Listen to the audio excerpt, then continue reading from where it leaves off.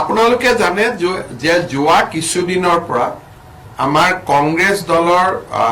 সভাপতি ভূপেন বৰা দলৰ নেতা ৰকিবুল হুছেইন ডাঙৰীয়াই গো মাংসৰ ওপৰত তেওঁলোকে অস্বস্তি প্ৰকাশ কৰিছে বিভিন্ন স্থানত আৰু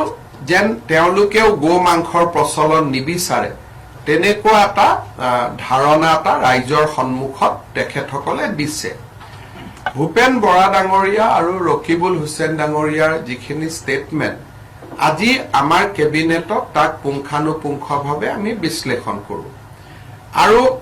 আমি দেখা পাওঁ যে আমাৰ যিখন গো মাংস নিবাৰণী আমি আইন কৰিছিলোঁ সেই আইনখন যথেষ্ট শক্তিশালী কিন্তু তাত এটা প্ৰভিজন নাছিলে যে কমিউনিটি ফেষ্টিভেলত যে গো মাংস আমি খাব পাৰোঁ নে নাই আৰু হোটেল ৰেষ্টুৰেণ্টত আমি গো মাংস খাব পাৰোঁ নে নাই আজি আমাৰ কেবিনেটত এটা সিদ্ধান্ত হ'ল যে অসমৰ কোনো হোটেল আৰু ৰেষ্টুৰেণ্টত গো মাংস পৰিবেশন কৰা নহ'ব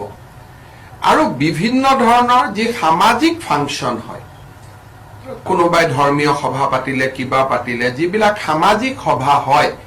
সেই সামাজিক সভাটো গো মাংস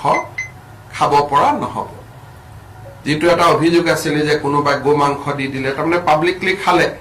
এতিয়াৰ পৰা public consumption of beef has been totally prohibited from today. So, in no restaurant, in no hotels, and in no public places, beef can be served. So, ito amar jikhon act asile, hei actot ekhini ami notun provision logam. Aru moi bhabu je ei provisione,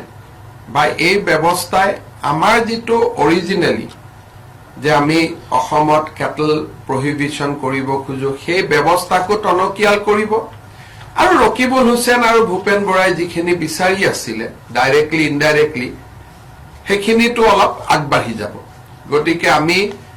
আশা কৰিম যে এই ব্যৱস্থাত কংগ্ৰেছ দলে আমাক সমৰ্থন কৰিব তাক আমি আশা কৰিছো বা তেওঁলোকে সমৰ্থন কৰক নকৰক দ্যাট ইজ देयर পলিটিক্যাল সিদ্ধান্ত but today our cabinet has decided to prohibit consumption of beef in public places, including hotel and restaurant. যিকোনো এৰিয়াত আগতে আছিল মন্দিৰৰ 5 কিলোমিটাৰ এতিয়া হেতু আমি গুটে অসমলৈকে এক্সটেন্ড কৰি দিলো যে কোনো জায়গাতে এটো খাব নোৱাৰিব ইন পাব্লিক প্লেস হোটেল আৰু ৰেষ্টুৰেণ্ট এইখিনি আজি আমি প্ৰহিবিট কৰাৰ কাৰণে সিদ্ধান্ত গ্ৰহণ কৰিলো